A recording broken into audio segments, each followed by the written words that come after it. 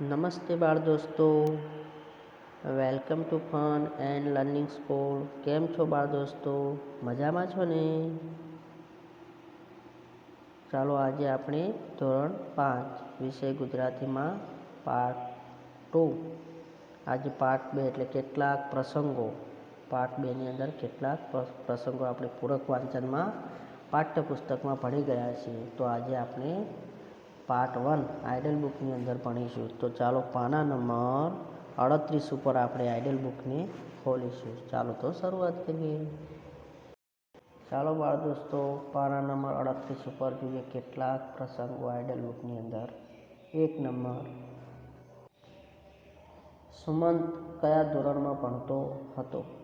તો ત્રીજા ધોરણમાં ભણતો હતો. પ્રસંગ 1માંથી લેવામાં આવેલો પ્રશ્ન છે. 2 નંબર, બધા છોકરા વર્ગમાં કેવી રીતે દોડી ગયા? તો ધક્કા ધક્કી કરતા દોડી ગયા. 3 નંબરમાં, ખડીયો કોના હાથે ફૂટી ગયો હતો? ખડીયો સુમંતના હાથે ફૂટી ગયો હતો. 4 નંબર, શિક્ષક સાચા બોલ્યા, ખાલી જગ્યા છોકરા તરફ જોઈ રહ્યા. તો ડરપોક નહીં પણ નીડર. કોની સામે આવશે? નીડર આવશે. 5 નંબરમાં, પંકજ બજારમાં ફૂલ લેવા ગયો. તો ખોટું. પંકજ ગયો તો ફૂલ લેવા? શાકભાજી લેવા ગયો હતો. તો ખોટું. 6 નંબર, પંકજે શા માટે શાક માર્કેટમાંથી શું ખરીદ્યું? તો કિલોના 20 રૂપિયા દૂધી અડધો કિલો ખરીદી ને, તો દૂધી ખરીદી હતી. તો બી નંબરનો જવાબ સાચો છે. પ્રશ્ન 7, શાકવાળાએ પંકજને કેટલા રૂપિયા વધારે આપ્યા? તો 5 રૂપિયા વધારે આપ્યા. તો 15 રૂપિયા આપી દીધા ને? હા. ચાલો 8 નંબરનો પ્રશ્ન જોઈશું. શાકવાળો પંકજ સામે શા માટે જોઈ રહ્યો? પંકજે શાકવાળાને કહ્યું, ભાઈ તમે મને 5 રૂપિયા વધારે આપ્યા છે, આ લો 5 રૂપિયા. પંકજની આ પ્રામાણિકતા લીધે આ શાકવાળો પંકજ તરફ જોઈ રહ્યો. પ્રશ્ન 9, દીપા સવારમાં મોડી ઉઠતી હતી. તો ખોટું. 10 નંબરમાં, દીપા બા તથા દાદીમાને શી મદદ કરતી હતી?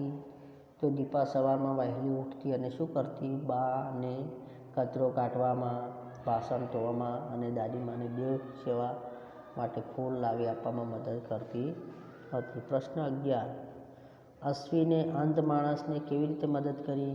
અશ્વિને એક અંધ માણસને ધીરેથી હાથ પકડ્યો અને તેને રસ્તાની બીજી બાજુ મૂકી આવ્યો. આ રીતે અશ્વિને અંધ માણસને રસ્તો ઓળંગવામાં મદદ કરી. પ્રશ્ન 12, ખુશાલીની વર્ષગાંઠ હતી. તો ખોટું. પ્રશ્ન 13, પૂજાની બાએ બધી છોકરીઓને ખાલી જગ્યા આપી. તો પીપરમીન્ટ આપી દે ને? તો એ નંબરનો પ્રશ્ન સાચો કરીશું.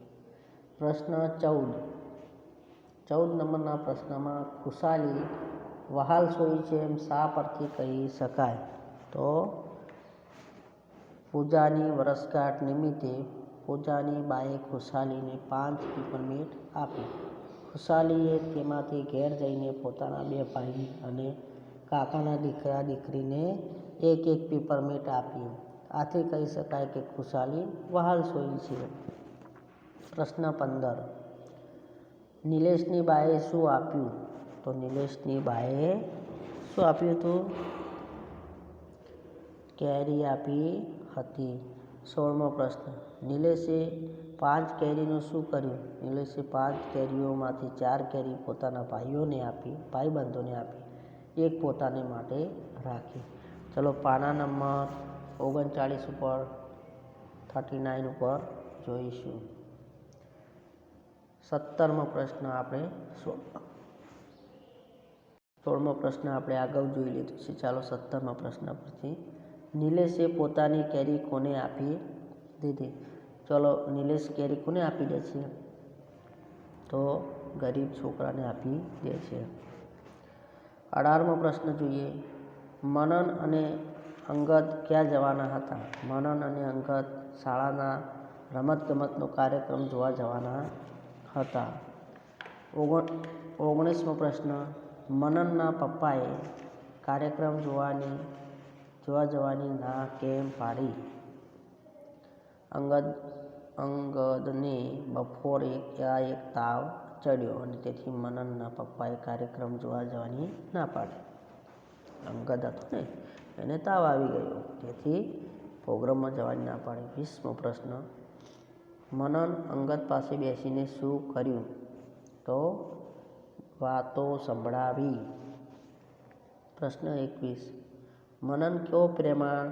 ખાલી જગ્યામાં પ્રેમાળ મૂકીશું આપણે, દયાળુ મૂકીશું નહીં. અહીંયા આપણને કોષ્ટક આપેલું છે, જો અ અને બ વિભાગ. આ જો અ વિભાગ છે અને આ બ વિભાગ. એના પ્રશ્નના જવાબ આપણે આ બાજુ શોધીને લખેલા છે. તો ચાલો આપણે જોઈએ. નિડરતા સામે સી વાળો આપણે એટલે સુમતની નિડરતા હતી. 2 નંબરમાં પ્રામાણિકતા કોનામાં હતો? 2નો ઈ, તો પંકજની અંદર શું હતું? પ્રામાણિકતા. અને 3 નંબરમાં કામગીરી, તો કામગીરી કોનામાં હતી? 3 ડી, તો દીપા સવારે વહેલી ઉઠીને શું કરતી હતી? કામ કરી. દયા 4 નંબરમાં દયા, 4નો 1, તો અશ્વિન શું હતો? દયા હતી. વહાલસોઈ 5 નંબરમાં, તો 5માં બી, ખુશાલી વહાલસોઈ હતી. 6 નંબરના પરગજુપણું, એટલે 6નો જી વાળો જવાબ આપણો નિલેશ, પરગજુવાળો નિલેશ. બાકી રહ્યું શું રહ્યું? પ્રેમ, તો પ્રેમમાં શું હતું? મનન હતો, એફ વાળો. તો આ થયા આપણે સાચા જવાબોને શોધીને લખેલા છે એના ગુણ પ્રમાણે. ચાલો 23મો પ્રશ્ન જોઈશું.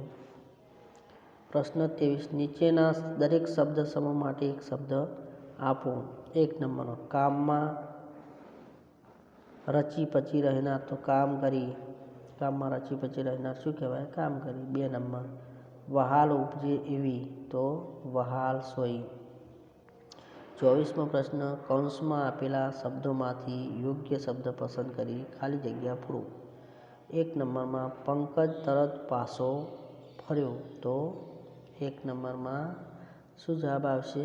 ફર્યો, પાછો ફર્યો, તો અહીંયા આપણે જવાબ પાછો ફર્યો લખીશું. દીપા ખાલી જગ્યા, દીપા કેરી ખાલી જગ્યા કામ કરી. કામ કરો નહીં આવે, કામ કરી. 3 નંબર હું ગુનેગાર શું આવશે? 4 નંબરમાં મનન પણ ખાલી જગ્યા જોવા ન ગયો, કાર્યક્રમ જોવા ગયો નહીં. 25મો પ્રશ્ન જોઈશું. પ્રશ્ન 25. નીચેના શબ્દોના સામાનાર્થી શબ્દો લખીશું. 1 નંબર ગુનેગાર, તો અપરાધી. રસ્તો, તો શું કરીશું? બાળ દોસ્તો આપણે પાના નંબર 40 ઉપર જોઈશું. તમે અંદર 39 ઉપર જોઈ રહ્યા હતા, હવે આપણે પાના નંબર 40 ઉપર જોઈશું. રસ્તો તો પંથ. 3 નંબર ગુસ્સો, તો ક્રોધ. 4 નંબર ધમાલ, તો તોફાન. અને 5 નંબરમાં ખુશખુશાલ, તો સુખી. 6 નંબર અંત, તો આંધળું. અને 7 નંબરમાં નીડર, તો બહાદુર. 8 નંબર પ્રેમાળ, તો હેતાળ. 9 નંબર દયાળુ, તો પ્રેમાળ. 10 નંબરમાં ગરીબ, તો રાન. અને 11 નંબર બહેનપણી, તો સખી. ગજવું, તો ખીસવું. પાના નંબર આપણે 40 ઉપર જ જોઈએ છીએ.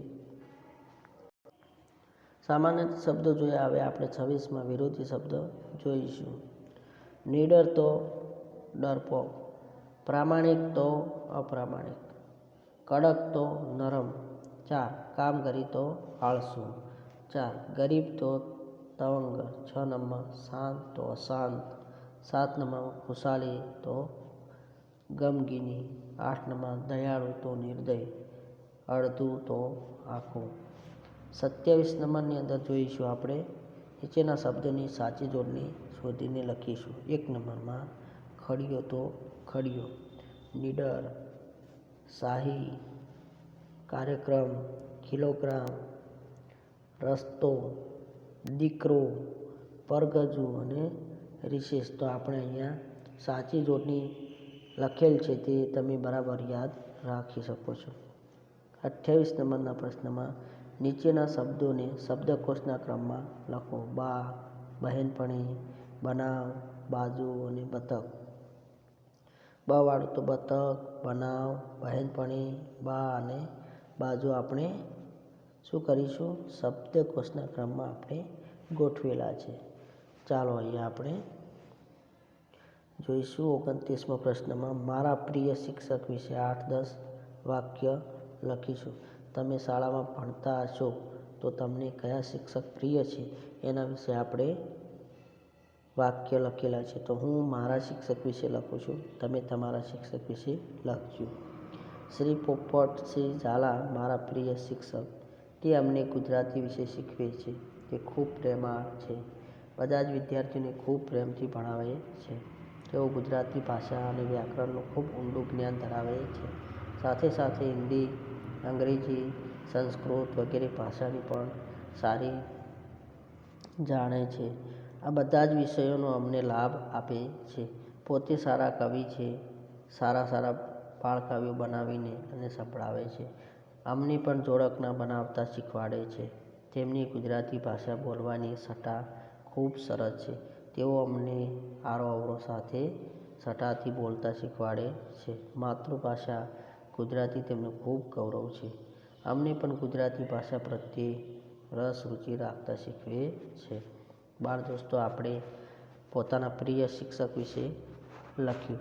તો આજે આપણે કેટલાક પ્રસંગોને આપણે પૂરક વાંચનની અંદર આઇડલ બુકને આપણે પૂર્ણ કરીએ છીએ. તો બાળ દોસ્તો, આજે આપણે આઇડલ બુકને આપણા હોમવર્ક તરીકે આપણે આઇડલ બુકમાં લખીશું. તો આપણે નેક્સ્ટ પાર્ટમાં મળીશું. Okay, bye bye.